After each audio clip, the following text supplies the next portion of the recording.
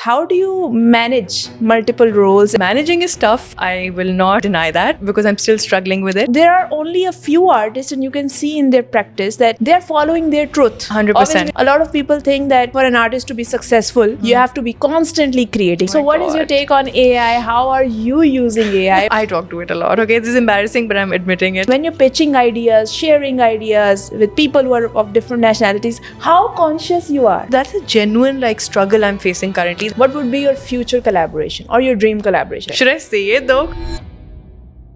All right, Shanze, welcome to the show. It's great to have you here finally.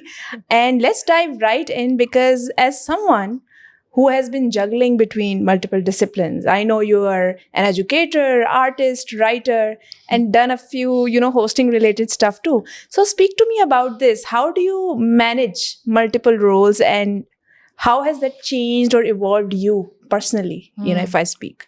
Aisha, firstly, thank you for inviting me here. I'm truly honored to Yeah. be a part of your podcast.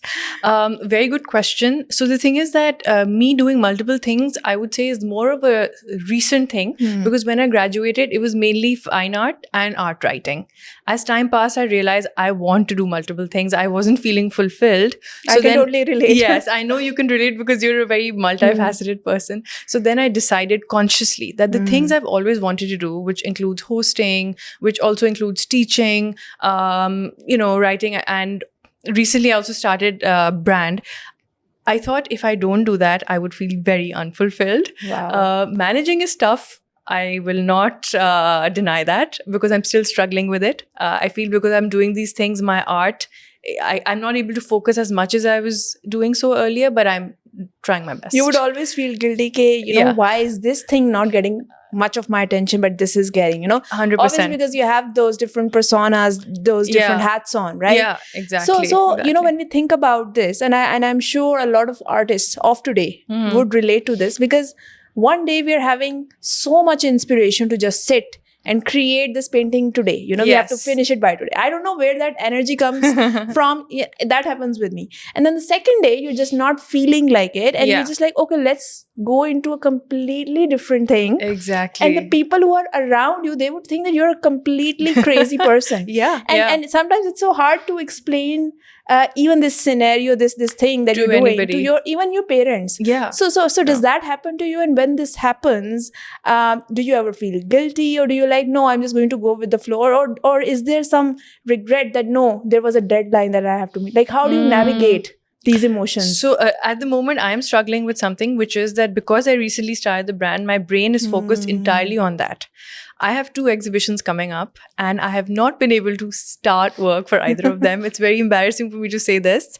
And I talk about it so much to other people. Oh, the exhibition has to happen. I haven't started. And my parents definitely and other people around me, they're like, why don't you just start? But my brain is in the business side of things right now. And to get into the art side of things, you have to wear that hat or get into that side of you which is calm, which is serene, which is more focused on making. And what I'm also it's interesting, or what I'm struggling with, is that making art, that part of your brain is very different from trying to run a business. They're 2 very different ways of being. I think So, yeah. I think as an artist, and this is something that, because I'm also currently working as, you can say, CEO or founder of my own brand, which Exactly. is like an apparel brand. And then on one side, I know I have a studio-based practice, Yes. which is, people don't understand, but it's just like research, because studio is coming out of study, the word Yes, study, right? yes. And study means that it's as complex as any research or development, and you're just in your studio and you're trying to create something out of nothing, right? Exactly. So and I think people need to understand, because artist has a very micromanagerial task. You have to go in the Yes. nitty-gritties. Yes. Especially, I mean, your work has that level of details. Yeah. So then having that mindset, I mean, I've seen your work. You have a very detailed approach. Yes. If I say, like, Yeah. there's miniature, there's pop culture, there's currency, Yeah. a lot of different things you're bringing together.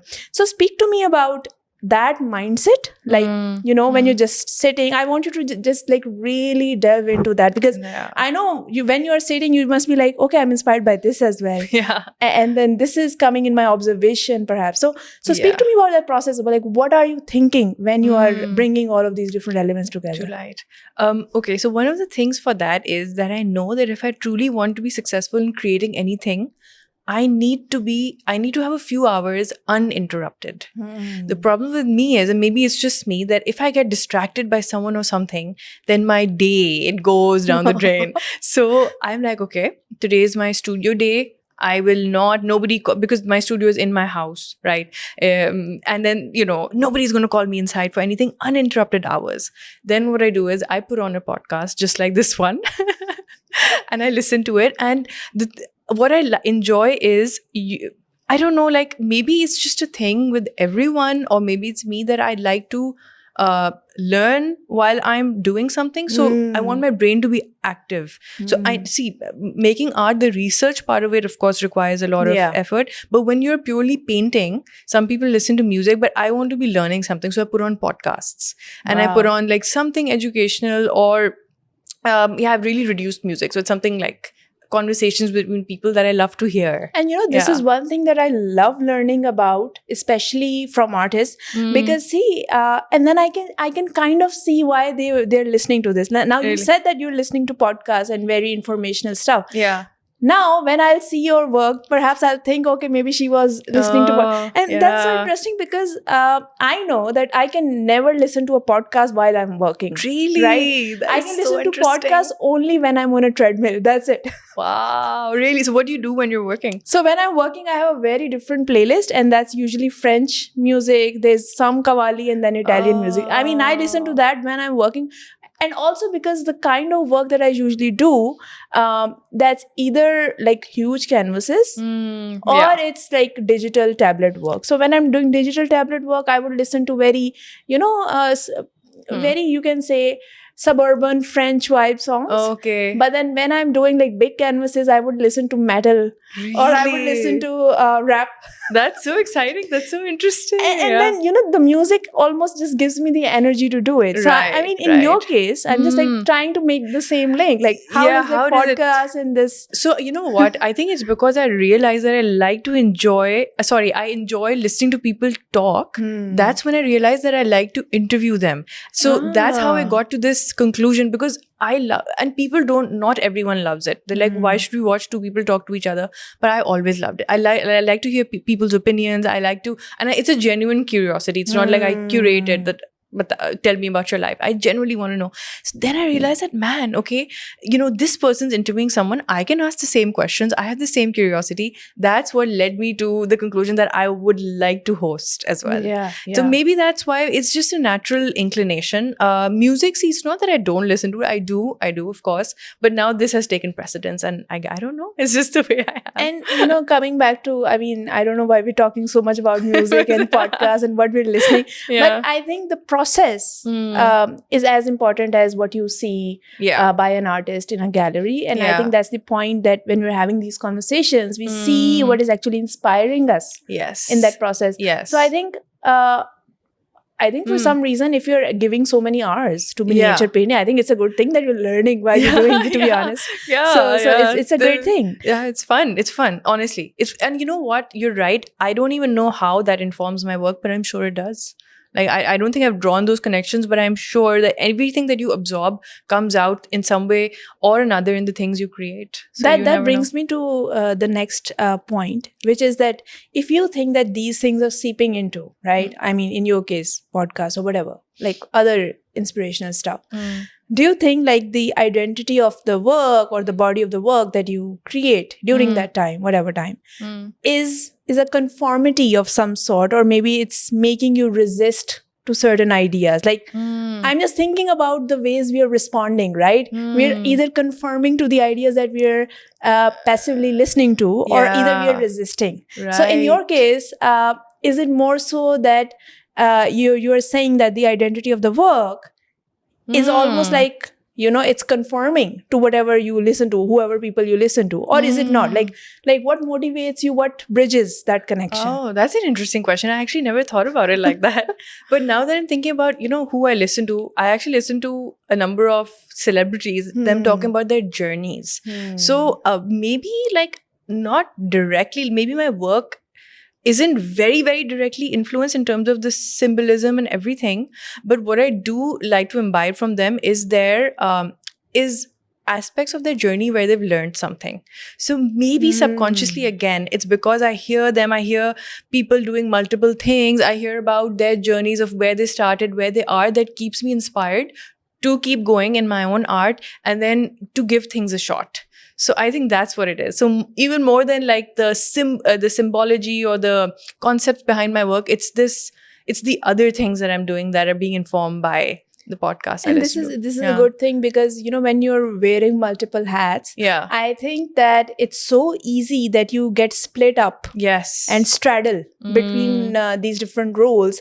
But in your case, how you're speaking, I mean, I'm almost understanding, and I've seen your work over time, is that your other things, like your maybe writing time to time, or the education related stuff that you're doing with institutions, I think is almost seeping into your practice. Is it so? Yes. So in what ways is that happening for you? So it's very interesting because so far, many years ago, I started this thing called the Art Lounge, where me and a friend of mine, Samreen, we started it together, and we were giving classes to O and A-level students, but also older people if they wanted to learn.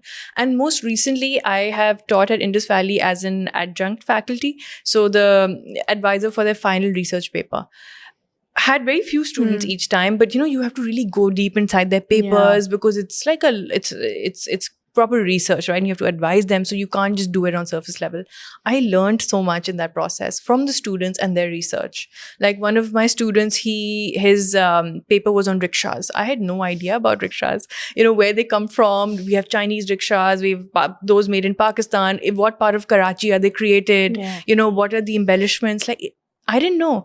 Then other people had research on, that was so many different things, popular culture that I had an interest into, ads. So I learned so much from their, their research. And again, maybe I didn't use those symbols in my work, but again, it helped me as a human being try to understand how things work. Yeah. And I realized I love that, because I like growth, whether it's physically things growing, new things happening, or I think one of my biggest fears is stagnation. So all of this helps me. I think you're a workaholic too. Maybe.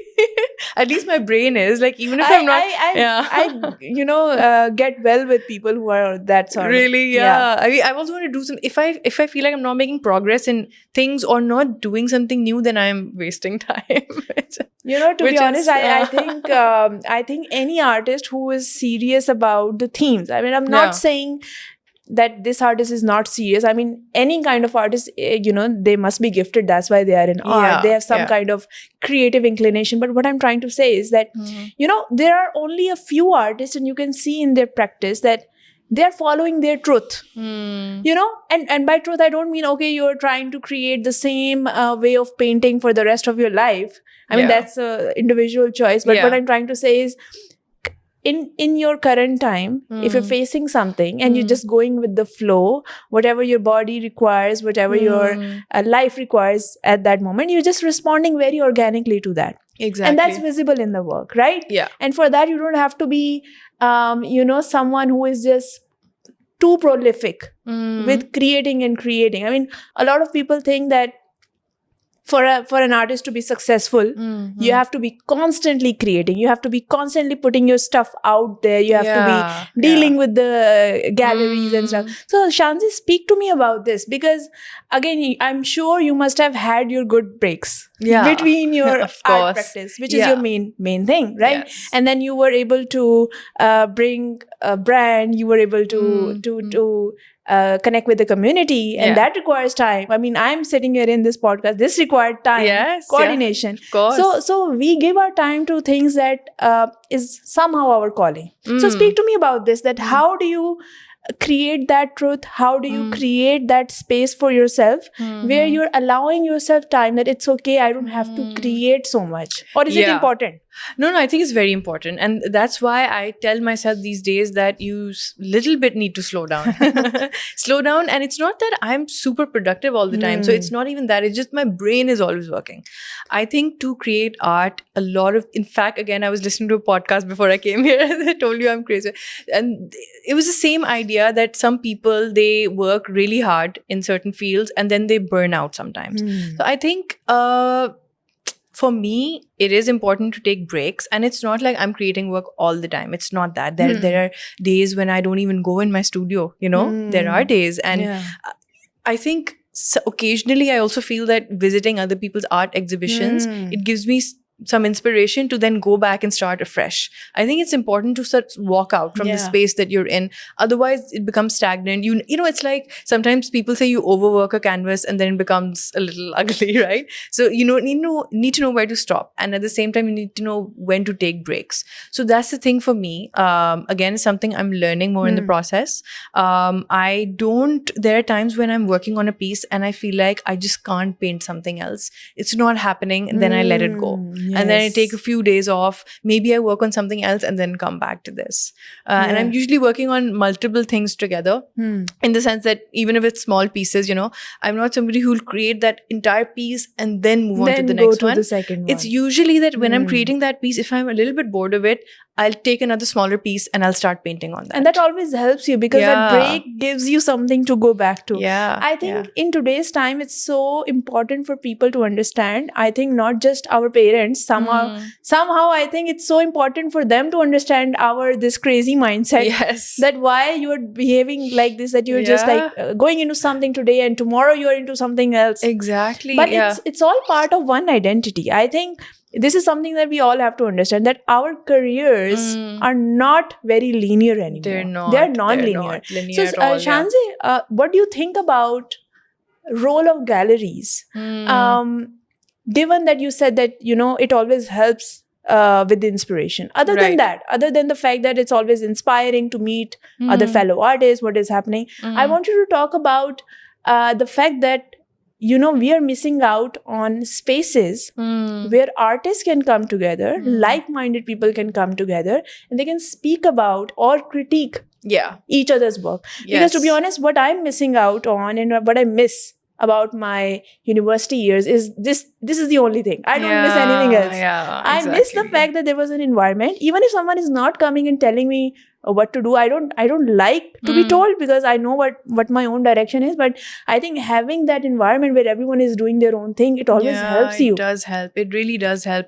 Honestly, Aisha, okay, so role of galleries, I would say, is to provide, I would say, a space for artists to showcase their work in a professional manner. You know, what they do is they promote the artist's work. They have their own clientele.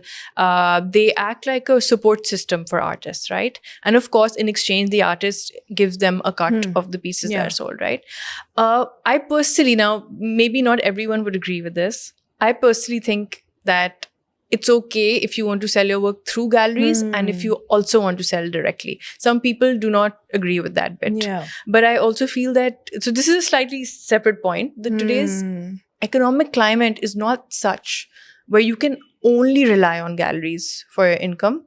Because see, it's a fact, there are so many artists, there are fewer galleries. Right? So if you want to sustain yourself. And fewer buyers as well. And fewer buyers, well, that's a different thing. Like everything is changing so much that there are fewer buyers.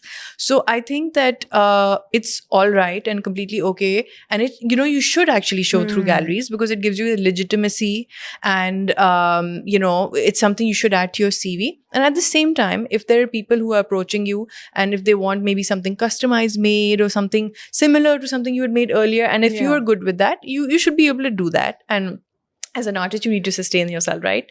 But you had a separate point about people coming together and critiquing things. That is so needed, Aisha. We did have, I think, I'm forgetting the name, but there were this group that would carry out Crits. I'm forgetting the name, but I think it's not In Karachi? in Karachi. Yeah, there was a group of artists, and they were doing that. But then again, that's more of an artist initiative. Then there are spaces like T2F that are now, I mean, Yeah. they've been around for so long. Yes. In the middle, unfortunately, it wasn't that active, but they can be used for things like this. But what everyone is struggling with is, I think, the economics of things. But I mean, Yeah. even these spaces which are doing, I think, phenomenal work. Now we Yeah. have multiple initiatives. Like, I mean, 92 District is doing, a lot of Yes, things. Exactly. T2F is there, Wasal is there. I mean, Yeah. all of them are doing, good stuff. But I still think what lacks is spaces that gives you perhaps almost like a contemporary workshop, Yeah. makeshift kind of an environment. Yeah. For a day where artists can come in, I don't know, with their canvases or with their whatever sketchbooks, Yes. and then they brainstorm together. Yeah. So see, the thing about these events, which is great, I think it's a great way to connect. But what I'm trying to say is that those communication, like let's say if there is a film project, the film team would come together. They would speak about how the sound is not gelling in with this, and how the visuals are not getting along, or they would try to learn, maybe the edit process has improved, or there's like some updates. And I know that for an artist the process is much more individual. But having said that, I mean, artist still requires that level of communication Yes. It within does. within the language of skills, mediums, the way it's being seen, community, buyers. Absolutely. How is the art moving in the market? Yeah. We don't know that. We don't know that either. This is a very important point, actually. And to be honest, I hadn't thought about it before last year. So basically, since I'll just go into a quick background. Since 2022, I've been collaborating with a Welsh artist. Her name is Lauren Heckler. And it's been amazing because we didn't know each other, but we got introduced Is online. it a recurring collaboration? It's a recurring Oh, collaboration. okay. So we got introduced online. There was a British Council project, and they said choose Welsh artists to collaborate with. 5 Pakistani, 5 Welsh artists. So I spontaneously, chose her. Like, I liked her profile, and then we ended up becoming good friends. So then I was able to eventually visit Wales, and we made a video art there. And then she visited Pakistan last year, which was amazing. That's phenomenal. It's phenomenal. So we have been making video art, and at the moment it's on display in Wales. But the reason I mentioned this was because, as you were talking about spaces where it would be great for people to come together and critique things, give advice, and that energy. So we were able to do these open studios at Koel Gallery. Online? No, this was actually in person. Okay. Yeah, it was in person. So when we returned, basically when Lauren was in Pakistan, we went to Hunza and we did some filming there. But we really wanted to know what people think about it. We wanted some advice, something at all, because we were doing what made sense to us, right? So we quickly edited the footage and showcased it at Koel Gallery, and we called it Open Studios. And honestly, we didn't know what to expect, but it was so nice, Aisha. People showed up in batches, one after the other. We had these forms with like basic creative questions about the video, and they gave great advice. They were so invested, and we actually used that feedback to further develop the film. So I think that these spaces may not exist for the sole But you purpose have of to this, create but you them. have to create them yourself. Yeah. That's And the I thing, think that's maybe the beauty of the digital age. yeah. And coming to the digital age, I mean, now we have technologies like metaverse, custom machine learning, Yeah. AI. Oh So my what is your God. take on AI? How are you using AI? What do you think is the limitation we should put on AI? Oh my gosh. given the fact that we should also stay true to human intuition or human self-expression or handwork or skill that we have with the hands. So how do we navigate this crazy world? These are very good questions, because I, like, my friends know me as somebody who is a little bit obsessed with AI in the sense of ChatGPT. So I don't know why, since I was a child, I remember there used to be this thing called Bonzi Buddy. I don't know. It used to be like this assistant. I used to love talking to it. So now when I figured out that ChatGPT has a voice feature, I talk to it a lot. Okay, this is embarrassing, but I'm admitting it. And this is for not art necessarily, just anything, And people are so busy that I feel like if I just want someone to hear me talk about anything, like I just want to say something to someone, I can just say it to Yes, it, and it's going to be yes. really reassuring. But in terms of art, yes, when this had started happening maybe a year or two ago, there was this thought that will fine art be taken over by this? This is, I mean, it is hard to predict, but I still think that maybe because people are embracing it but are also skeptical, I think hand painted and even, hand worked digital things, they will still hold their value. Yeah. Hopefully. Hmm. But what we can do is we can maybe use the aid of AI in helping us brainstorm.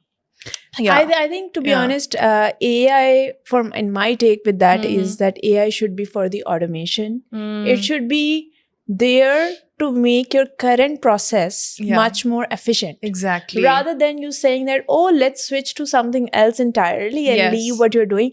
I think even I've done a bunch of experiments. I've created videos just to see what the potential of AI is. Yeah. I mean, I was always interested in music videos. Now, music videos, I'm not a music video director. But given that I have certain stories, I have certain dreams, and I take my dreams as inspiration in Yeah. a lot of my other, Mhm. works. So I was like, why not do something with AI to bring movement to my already created paintings or my already created. Interesting. Very So in a interesting. way, it's not taking away from my Yeah, thought process, or it's exactly. not bringing something new for me, right? Yeah. Yeah. It's just like a tool that's Yeah. there, and it's allowing me to, for some time, to transition into a new role. Exactly. So Exactly. I like this thing about AI, that it's okay. I mean, no one can say that AI came so all the fine artists need to vanish. Yeah, It's just no. creating a new market or new Exactly. opportunity for people who are not so good with expressing on canvas, maybe. Yeah, yeah. It'll give you different options, even in things like, so again, this is for my business. There was too much going on, and I had to keep track of how many shirts were left per design. So I literally put in the data, and then I was like, okay, I have this here, that here, that here. Just let me know how many I should remove from the website. It gave me an answer like instantly, right? And I was like, oh, this is so much easier than me sitting around trying to do every little thing. The itinerary stuff, the itinerary logistics. stuff, the boring stuff. See, that's the struggle of an artist, is that they want to maximize their creative time and minimize the admin and boring stuff. And this was time. the debate, right when the AI came, that, why is it taking our creative role? Yeah. You know? Yeah. But I think it doesn't have to, unless doesn't you have to. allow it to. Exactly. I think this power is still with human beings, and we have to realize that. We have to realize how much of AI, how much the stuff that we're doing, AI can actually do it for us. Exactly. We don't have to give it. We don't have to give it the entire, power. I mean, and at the end of it, like, if you've seen Sarah Shakil's work, she's making these AI little snippets. Yes. They're so fun to view, Yes. like these quirky things coming together. So it's exciting that, some earlier on artists would have to wait for their vision to come true in terms of, maybe brainstorming, but now they can brainstorm with AI, okay, if I put these two things together, show me multiple versions of this. And I know people might argue that your brain isn't working that hard enough, but the truth is there's too much information. But then my question to them is, because people do say that, is that, okay, now your brain is not going to work because AI is going to do that. I agree to that, and I'm not even encouraging the use of AI. But my question to these people is that, how do you define the usage of brain at its optimum level? Exactly. Given the times that we're living in. Exactly. Given the times when we're not relying solely on our learning abilities. Yeah. There was a time when we had to learn the tables. Exactly. Otherwise, how would we count if we are in a market? Made sense why we need to know the division, why we need to know the multiplication. We still need to know. I'm not saying that we should get rid of the basic education, but especially you can say the complex questions or the complex numericals, they're losing their value slowly, you don't need to sit down and like take hours to come to that conclusion because anymore. ChatGPT can do that for you. Exactly. Right? So then my thing is, maybe we have to, and this is just a big question mark for everyone who is watching, that maybe perhaps we need to revisit our old roots. If AI is doing all this stuff, and we know that basic mathematics, for my case, because I wouldn't want to waste my time on something that is calculation related. We are both into business, so we wouldn't want to waste our time. So if something is being done, then perhaps we can actually sit and say, okay, there's this technology called AI, so why not I sit and reflect and learn something new that is more Exactly. fulfilling for your soul. So we have the same time. How come we not utilize that for that? So what is your take on that? Yeah, I agree with you. And there's one more thing, which again, I am facing these days, and everybody probably to a certain extent, is this bombardment of information overall that saturates your brain and that doesn't allow you to function normally. Yes. So for that, you need an assistant. So I don't think with all of this information, your brain is full to the brim, and then you sit down and do those basic calculations. Your brain can't function that way. Our brains Yes. have changed. Even if and the thing is that, at the end of the day, people do argue that AI is bad for the environment, and I know it is, like I've heard. But again, I think that it's also something that if we don't embrace, no one's gonna stop developing it. It's Yes. still gonna keep being developed because It's going that is to. just the path we've Yes, taken. And I was hoping up until 2 years ago that, maybe it won't be such a quick acceleration, but it just is, and it's out of our hands. We can either Yeah. adapt or we can just say, oh, Yeah. why is this thing existing? Why is this thing you know? happening and all of that? And, let's pray that it doesn't go out of hand. That is definitely a prayer. I mean, the stuff that we used to see in the sci-fi movies, let's It's hope there. that it doesn't go in that direction. Yeah. But you talked about, Shanze, the saturation of images and overwhelming. Yes. I mean, that has only grown over the years. First, it was the billboards, then it was digital commercials. Now it's Yeah. everywhere on social media. Yes. And having our interaction with thousands and thousands of images and video content on a daily basis that we all now have. We interact with Instagram more than our parents or our friends. Exactly. So what is your you can say stance on the symbols that are being used? Because most of it in the AI world specifically, it's fake, right? Let's call Yeah. it fake for now, because obviously there is this thing called, is it made with AI or is it realistic? We have to kind of distinguish while we're scrolling. So tough. And then coming back to your practice, because you also work with symbols. Yes, absolutely. Yeah. So when you're working with symbols and all of these symbols are around you, my question is like, just I want to know your mindset. These symbols, do they need to make sense to you? Or especially in your work, or do they need to make sense to the audience? They need to give a message to the audience, because symbols hold so much, visual meanings that goes without us saying, right? So I want to know it from you, and then how do you, and given that answer, how do you then see the symbols around you? Does that affect you to that level? Because I think it does to me. It does, yeah. So, I mean, if you're talking about this specific symbolism in my artwork, yes, you're right. Since the start, I have included it. And, it's interesting because people are like now talking about the world going in that direction where, I don't know, from an Islamic perspective, the Jal is coming, the Antichrist is coming, all of that. Somehow since I graduated, the idea of deception was there in my mind, and I wanted to bring that forward. Someone actually said that to you about your work. The deception bit? Yes. Yeah, in the sense that they did say it because that was an idea I had in my mind. Because, you know why? Because I don't know, it was a very small thing that happened back at home, that there was this American Garden, a good brand for sauces. So my mother ended up bringing a brand that looked like American Garden, but it said American Green.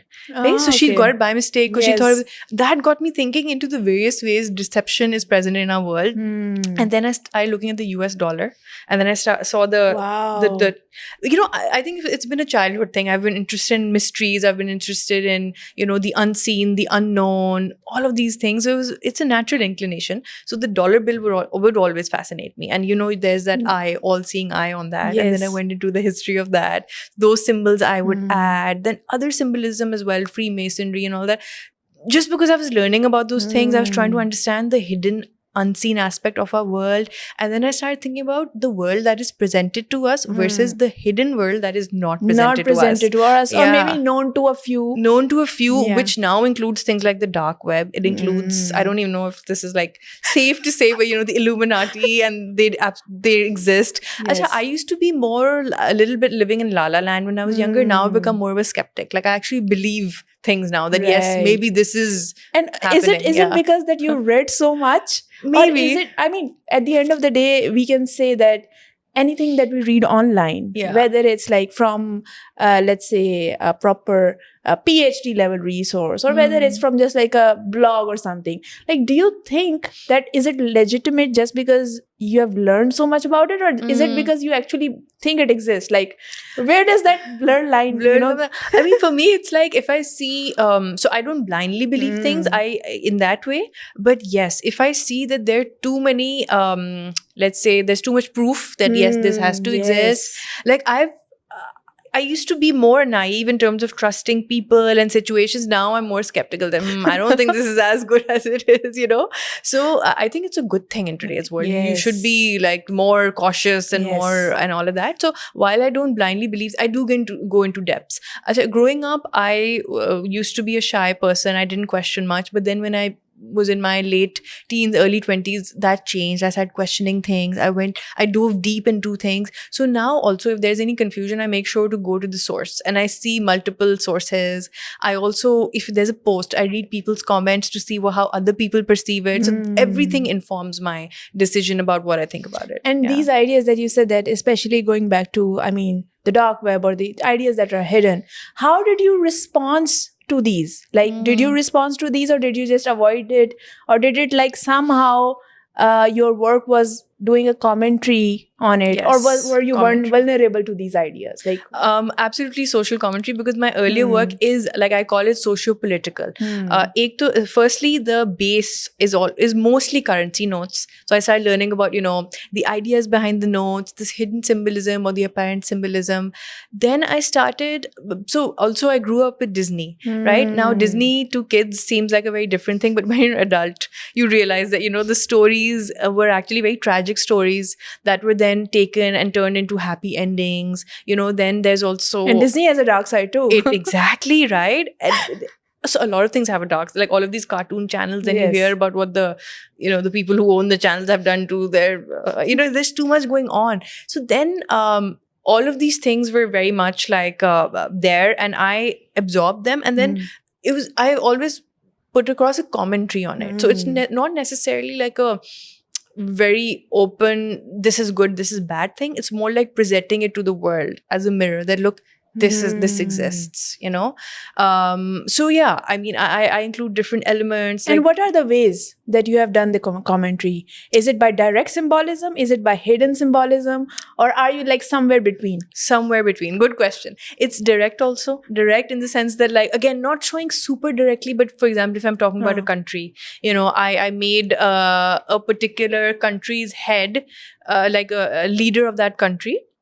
They were wearing, I don't know what you'd call it, but like a mask on their blindfold eyes, or something. A blindfold which had the flag of a different country. So there was like it was a comment on, you know, the relationship between these countries and everything. And I, by the way, do really like hidden symbolism. So sometimes in my work, I have these tiny things that when you look closely, you'll notice that, oh, there's that too. What does that mean? You know? And if I've added anything from Disney, again, it's not just to make it look pretty. So it's never about one specific event in your work. It's about general trend, and then you allow the audience to interpret it. It can be both. Sometimes it's about a particular thing. One note, it was very, very apparently about a certain situation, you know, that happened in the situation being like a very, very horrible thing that's currently happening in the world. So it's about that. It's very direct. You see it and you understand what I'm talking about. In other cases, like you'll see, should I give you an example? Sure. Okay, so basically back in 2016, I made a painting, and that showed an angel, and he was carrying a flag which had it was in 4 parts. You know, there was the European Union, there was, I think the UK, and 2 other, like basically the angel was representing the West. And across, he could see 3 different buildings, which were all taken from currency notes. So the Masjid Nabawi in Saudi Arabia, then there was, I think the Faisal Mosque in Pakistan, and there was, in the middle, there was Aladdin's palace in Agrabah. Okay, so 3 things were put together. Now, what was that about? It was basically me showing that to the West, all these countries are the same. And where did this come from? Because I read somewhere that the Republicans answered a poll where they were asked if they would like to bomb the fictional city of Agrabah. And it didn't say fictional, they just were asked, do you want to bomb Agrabah? And they said yes. So to them, they thought Agrabah was a Muslim country, and without thinking, they must have assumed Muslim equals terrorist, bomb them. So my painting was a commentary on that angel who represents the West. In its eyes, all of these fictional and non-fictional Muslim representing countries are the same.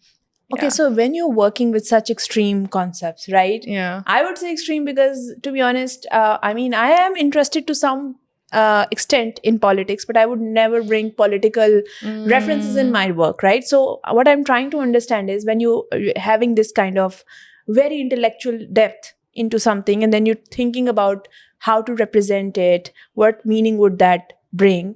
And then you're also doing multiple international projects. I think you've done residencies abroad, Yes, many. yes. And then you're also collaborating with people across the border. So when you're pitching ideas, sharing ideas with people who are of different nationalities, how conscious you are This is a very good question, Aisha. With It's this- a very good question. with this kind of mindset? Like, yeah. I'm sure you are conscious of some. You're just like, okay, how do I pitch? Because see, if something is as simple as a creative expression or an abstract painting, it's okay. Everyone is going to have a different understanding of that painting, but yet it's not going to have something so Yeah, extremist. Yeah, yeah. So how do you deal with this? So earlier on, when I made this painting, at that point, I had just been to one residency. This is back in 2016.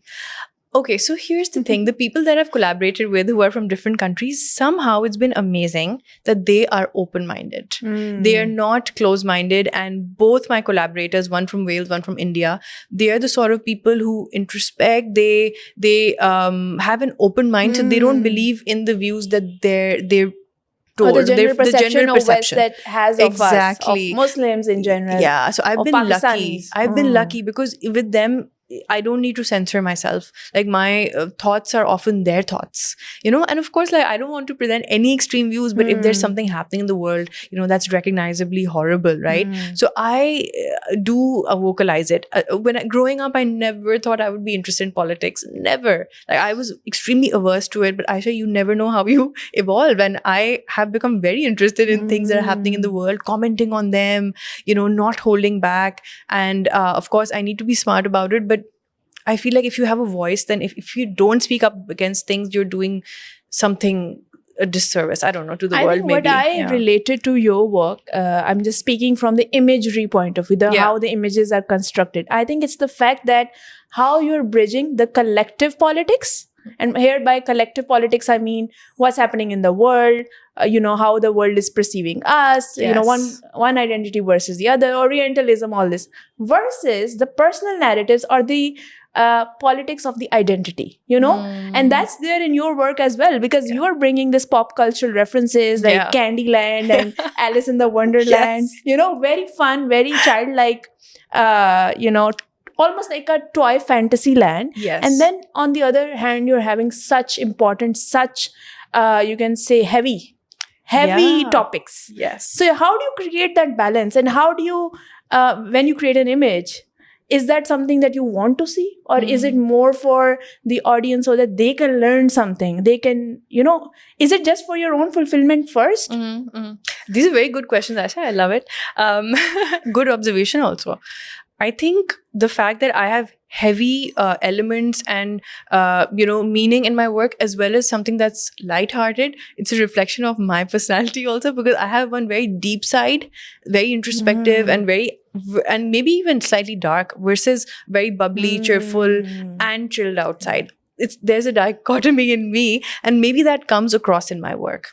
Okay, so for me, the heavy topics are there because I feel like that's my way of playing my part in doing something. Like I don't, as a human being, I'm not doing that much in order to make the difference in the world. But I feel like if I'm just commenting on something, maybe that's my bit to make people think. Okay, when it comes to the playful imagery, it is escapism, I would say. And it's my own personal escapism, because the world is so difficult, I feel, these days, the things that are happening, that in order to get away from all of that, I make these fancy, cute fairylands or candylands. It's also me going back to my childhood. Like I still feel very happy when I look at pastel colors and candy and stuff like that. And at the same time, I also feel that the world needs a little bit of escapism. In today's world, for example, I would rather watch a movie with a happy ending rather than a realistic ending, because there are too many horrible endings. So we need to. I think to be honest, it's such a good point because I don't produce much work. I mean, just speaking about my artistic practice, but the last body of work that I did, I remember it was the technique that I used was self-portraiture, but then very dark satire. That work is not so much on my Instagram anymore, but Okay. but the idea was that there's two sides. One is the manipulative side that people project on you, like as in they project roles on you, right? Okay, you have to behave like this, and you have to have straight hair. Perhaps my hair is always wavy, so I use that as a reference, right? So personal narratives versus the collective, the bigger picture is something that was prevalent in my practice as a whole. So that's why I got interested in, and I saw your work from the same lens, that there is this dichotomy that you also Absolutely talked about. So coming back to your viewers, coming back to the viewers and how they see our work, because I think this is the bit that we get most conscious about when our work is in the gallery. Because even on Instagram, we don't get to see their reactions. We just see their hearts or whatever. Exactly. But like when you're in a gallery, you get to experience what other people are thinking, how they are seeing your work. Yes. Do they like it? Maybe it's too dark, so they don't even want to take picture with it. But if it's a bit colorful, maybe they'll stand and take a picture. Maybe, yeah. So is your work, through your work, you want them to go into this escapist, almost like an escapist dialogue environment, or is it more towards spirituality, or a combination of both, or politics? You're so right. These are exactly the things I have in my work, which is escapism, which is spirituality more recently, and socio-political work. I also mentioned in some of my artist statements that it's about the human condition. So how we as humans evolve, how we think, how we live our lives, our experience of birth and death. It's everything. Like it. And what I want the viewer to understand and see is that life is complex and layered. People are complex and layered. Things aren't black and white. There's so many gray areas. And like, there are so many things that come together to make us human. I think that's number one. And then I feel like my work also ends up reflecting the state of mind I'm in. So I remember there was a time when my work was very dark colors, deep colors, like, all of that. And that was a slightly dark period of my life. Eventually I got out of it and I was like, okay, now it needs to be bright Candyland, fun, let's go. So it was a reflection of me as well, but I was hoping that people will look at it, feel happy, because a lot of people, when they talk about good times, a lot of it is their childhood, when they were carefree, or school days, when, what mattered was, okay, which movie did you watch, which boy band are you following, and when you go even younger than that, then, so colors. Is that where the Candyland and Alice in the Wonderland coming from? Yeah, I think so, yeah. And with that said, do you think that you are archiving time somehow? Oh, interesting. Wow, I hope so. because see, I think for many, the only way we think about documenting our past is through photography. That's the only way, right? And then a few people, if they are more inclined towards writing or journaling, they understand the role of journaling, not just as, okay, we need to make a list or do something. No, you have to create that routine. Yes. To talk to yourself. Exactly. To give yourself time and journal that. So these are all the ways to document your life, right? And in your case, I almost saw that glimpse that, the time is being archived. Yeah. I mean, now I'm sure you don't watch Alice in the Wonderland, right? Or maybe you do. I don't. but see, you're documenting or archiving a time that you faced, a time that went by. Yes. That was there. You experienced that. You have evolved into someone else.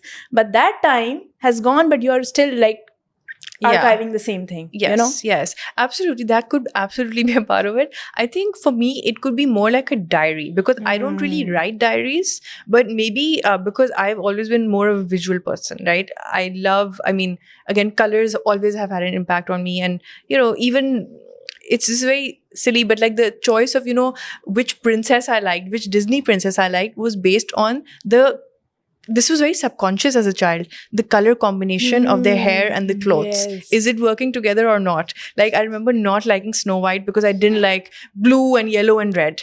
I liked Cinderella because I loved ice blue, and I liked Yes. Ariel because, red hair going with the purple and the green. It sounds silly, I know. Yes. But for me, it's more like, I would say, yes, you're right. It's a snapshot of my brain which is going into the past, and it's me, maybe, yeah, in a way preserving aspects of my childhood, but while at the same time evoking questions. So, like, for example, Alice in Wonderland. Of course, we remember it from Mm. childhood.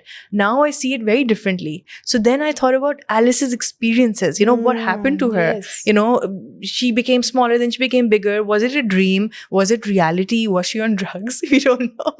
So, those, the deeper questions, and all of the characters, other characters also, what did they mean? What did the Mm. Queen of Hearts actually mean? So that is, that thinking in depth is something that happened. I inculcated over time, Mm. and then maybe that's coming out in my work. So it's a mix of childhood nostalgia and then other deeper ideas coming together. Amazing. And I like the fact that you said that I like the Cinderella combination, and then that Yeah. also shows why you like Alice in the Wonderland. Yeah, it's the same colors. And Yeah. this actually makes me think that the time when I was working with paper dolls and cut paper dolls, I was Oh, I didn't know. using that as a medium of expression to talk about how we as children were given Barbie dolls Yeah. with blonde hair exactly. and not black hair. Exactly. So when you said that you don't like Snow White, it also made me think that Could Snow it be White the is, hair? Snow White is someone who would look more like us, Yeah. and then you are escaping into some other identity just by the choice of Disney princess. Yeah. But I'll tell you the actual reason. So it wasn't the hair color. This is very lame again, but the short hair. I was never into Okay. short hair as a child. Like Right. now, of course, it doesn't matter. But for So me, there was some sort of fantasy, right? So you Yes. like long Yes. hair, and there was this icon, there was this symbol that Mhm. represented that for you. yeah, you know? exactly. So I don't know why growing up, like if I go into the past, the kind of things I would draw would always be like princess looking girls, same Mm. figure, same long hair. And I would love to design dresses on them, different dresses, Mm. which is interesting because eventually when I went to art school, at that point I wasn't interested in clothes or anything like that. But I've come full circle now that after all of these years, I started a clothing or whatever brand, right? But maybe it's somewhere deeply embedded because I used to play computer games that were dress games as well. Dress Oh the yes, person. I used to love playing Yeah, they were those. fun, right? In the initial years of internet. Exactly. So maybe because you also started your brand, that was Yes. somewhere deeply embedded inside you, Mm. right? Even though I didn't study textile or anything like that. So I think, yeah, these things, they do play a part in shaping, us later on for sure. Amazing. Yeah. And given your current collaboration, or given your current direction Mhm. with the House of Subsidiary Yeah. and the SFK bridals that you worked with, Cardi, right? Yeah. So with these kind of commercial collaborations, I would label them commercial for a second, just because you're working more as an artist, as a researcher, Exactly. and then you're seeping your work, Yeah. seeping your symbols into these different Yes. directions. On one side there is commercial aspect, on one side there is like pure artistic stuff that you're doing. So when you are approaching these collaborations, and this is more for the viewers who want to know how to do such collaborations, how they want to go into certain areas where they want to do personal branding of Yeah. some sort, that they can reach out to brands. Yeah. So how much of your you can say original vision with those faces, with those symbols, seep into? Because my understanding is that there's still this hesitation with, especially related to clothing, that faces can't come. I mean, a lot of brands are adapting it. Oh yes. Yeah. So how did you I'll talk about navigate this. this? Good question. So my SFK Bridals collaboration was something, again, that I was not expecting. I got a message from Sadaf, and for 2 minutes, I was thinking, is this actually her or not? And then the vision of what the clutch would look like she had liked a particular piece of mine, and she asked me that, can we bring this piece onto a clutch? So in that collaboration, the production and everything was theirs. Okay, so for me, it was an easier collaboration in the sense that like I didn't have to go around and find out vendors and Yes. all of that.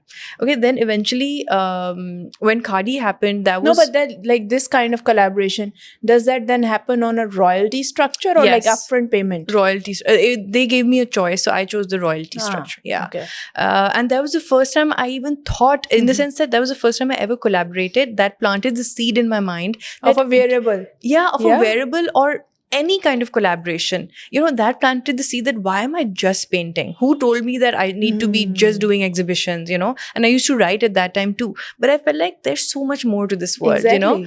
So that's what planted the seed. Then eventually, Khadi contacted me at some point, and that was also initially for a product collaboration. Okay. And I was excited about that, but that didn't come through.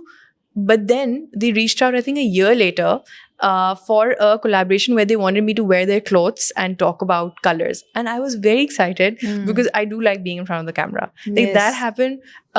So again, there was no input from me in terms of which clothes were to be chosen. But what I did was I It's wore still them. art. I mean, Yeah, you're it's still still art. creating art, right? Yeah, I enjoyed it though. Like it was fun because I got to wear it and I got to talk about it. They left the script to me largely, that you can say whatever you like in terms of color. But the main and then Spotify was a collab which I enjoyed because they wanted me to design their giveaways for their icon event. So there I got almost complete control, in the sense that they just gave me a brief and they were like, we want these elements and you interpret it your way. That was great. Right. But the biggest challenge was me starting my own brand, because everything, and I'm sure you understand this because you have your own, that finding the right vendors, doing the research, how is it cost effective, how will you have to do everything, Oh my Aisha. God, And I yes. have to say that for me, I think this is in some ways more difficult than being an artist, because I know how to be an artist, in the sense that I've been in that field for so long that I know how galleries work, I know how to make art, I know how to You know promote what it. your style is. Yeah, This is where yeah. this is your safe space. Yeah. You can always come back to your safe space as an artist because you Exactly. know that. That's Exactly. familiar. Exactly. But yeah. then this entrepreneurship, this leading a team, thinking about the product, thinking about commercializing a product, thinking about creating an Exactly. identity. I mean, this is It's a different ball a game. whole different thing, and you need Yeah. people for that. You Suddenly, need people, you need help. And the thing is that as an artist, the good thing is that the value of your work, and the effort you put in terms of the pricing of it, I feel like you get the value that you deserve. The challenge lies in translating that value when you're taking out commercial products like this, yes. because not everyone understands how much time it takes to paint. So to them, for example, if I have my artwork on a shirt, if people don't know about me or my art, they might think that this is like, oh, this is just easily made, why would she price this so high? I can find something similar at like a I different think price, at these kind of times, the line between art and craft people get to blur. Yeah. However, they need to understand that something can hold Yeah. a much more intellectual value, Yeah. rather than the craft of it. Yeah, exactly. See, it's the meaning and the reason why it was made, not just the way it's made. Yeah. And wow, it looks beautiful, but what was the reason? Exactly. Why it is looking beautiful? Why is it looking like that? So, justifying that, I mean, I literally had to have a poster somewhere because I took out this line of mugs as well, right? Now, honestly, in my opinion, they're not that highly priced. But I think for a regular customer, they might question a little bit. So I had to literally write, this is not a mug. This is a piece of art, or, on ceramic with artwork that's by so Shan. interesting. You have to put it in art. You don't do that. You're Yes. subtle, buyers know what they're coming in for. But when you're selling a product, you have to be clear about why there's value. Otherwise, again, it's a whole different consumer I think mindset. it's the way you market and the way Yeah. you portray it. See, if you say it's a cup, then everyone is going to be like, why is a cup so expensive? Exactly. But Yeah. suddenly, if it's a work of art, then you're Yes. supposed to give it that due Give it attention. that due attention, and you have to be in your face about it. Otherwise, because it's a very quick thing. They see the thing, they'll decide in 3 seconds if they want it or not. The art world buyers, they look at the piece, they spend time with it. The worlds are different. So bridging those worlds has been an interesting learning experience. And you spoke about the eyes thing.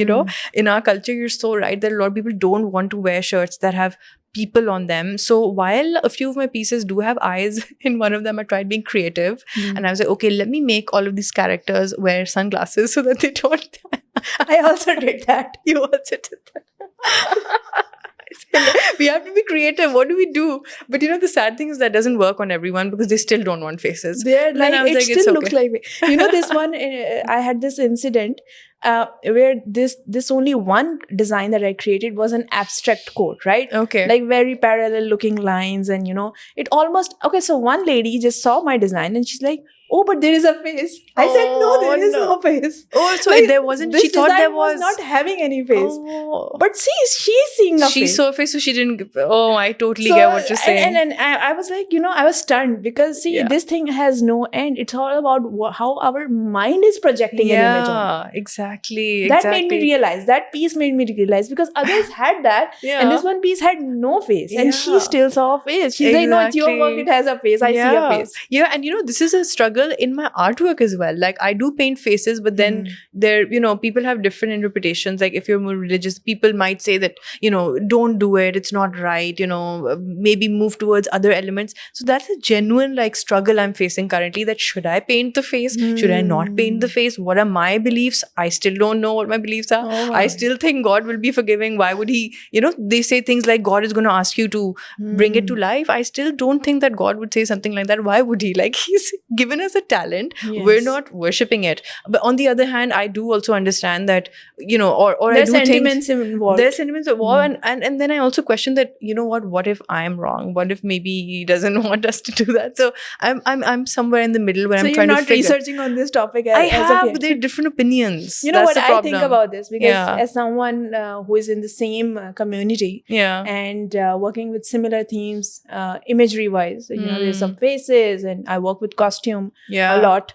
I mean, even before I went into my brand, I was working on film sets, doing styling of all sorts, and Yeah. have that experience. Yeah. So, what I think of it is that whatever the reason, religious reasons we put together, saying that this is not right, we have to understand that the bigger power Yeah.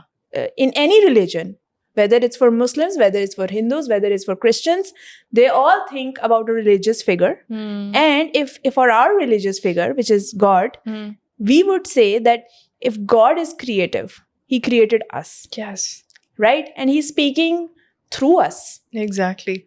Then if our intentions are not wrong, how come that intention can be created? Yeah. Right? Or, yeah, Because there is misinterpreted. this quote ke amal ka daromadar niyat pe hai. Exactly. So yeah. if the intention is not wrong, which is Yeah, niyat, niyat in Urdu, Yeah. then how come my action Yeah. can be wrong? But I agree. then yet again, the community would say that you're wrong. And as my interpretation, so I had read, I think it was a hadith, if I'm not wrong, that the I'm sorry, I can't remember it, but I read that somewhere somebody was praying and there was an image of a bird. So the Prophet ﷺ asked it to be removed. So then my logic is that, okay, don't bring this imagery where you're praying. That's okay. So you can still wear it. You can still why Yes. can't you still wear it? you can appreciate it. You can appreciate it, yeah. Like, or keep it in another room See, if it's that's again an the issue. intention. Are you Yeah. appreciating it? Yeah. Or yeah. are you praying to it? Yeah. What are you doing? Yeah, you're not praying to it. So this is the thing. But of course, hardcore, when you're hardcore into it, then people obviously are entitled to whatever they they'd would like interpret in many ways. Many ways. Yeah. So that's definitely, it's interesting though that I think as Yeah. artists, we're going through a similar experience or struggle. And but when you spoke about artists coming together as a community, like you haven't asked me this directly, but I really do feel that I hope there is more of a community, artist community, because maybe it's because I have not been going to too many art exhibitions currently, but I do feel that there are a few divisions. Like, one does meet artists in galleries. Maybe it's because some of my friends or many of my friends have moved abroad that I do feel this gap, of people coming together, supporting each other, working together. And I wish there were more ways that And we could do this that. is one reason why I also not go to as many galleries as I used to go with my friends in university, like, going with a group, and now I don't go anymore. Yeah. And this is the reason, because I feel like in galleries, yes, we talk. Sometimes people ignore even. yeah, They're just like, okay, maybe we absolutely. don't know you. Yeah. You don't know the other person's mood. Are they going to be friendly today, or are they going to not acknowledge you today? That's something I have faced. And then I think at some point conversations are becoming stagnant, because again, with all due respect, it's the same people. So, you can only ask each other, okay, what are you doing today? So I was feeling that environment wasn't feeling, like, what's the right word for it? Like inspirational anymore.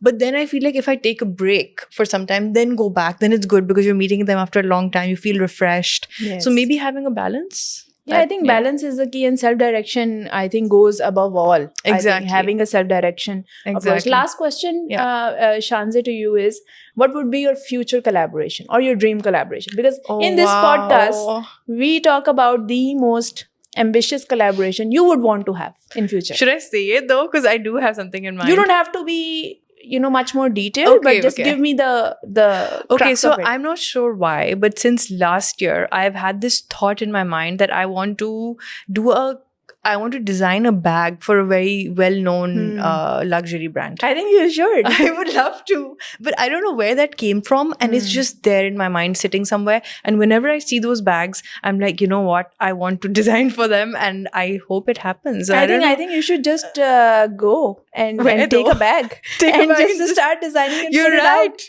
And perhaps some brand would approach you. And I hope this manifests for you, Shanze. Thank you so much. This was such a lovely discussion, especially because as I said, your work, your personal journey, a lot of different things about you and your work resonated to me. So I think I love this discussion. Aisha, I want to thank you, and I firstly want to congratulate you on all the amazing things you're doing, because I keep seeing your page and I'm like, this girl is on fire. Thank you. And I genuinely love it when people do multiple things. Like, I enjoy that, when they show different facets of themselves, and I think you do that beautifully. Thank you for inviting me. I really had a great time. Lovely. Thank you. Thank you.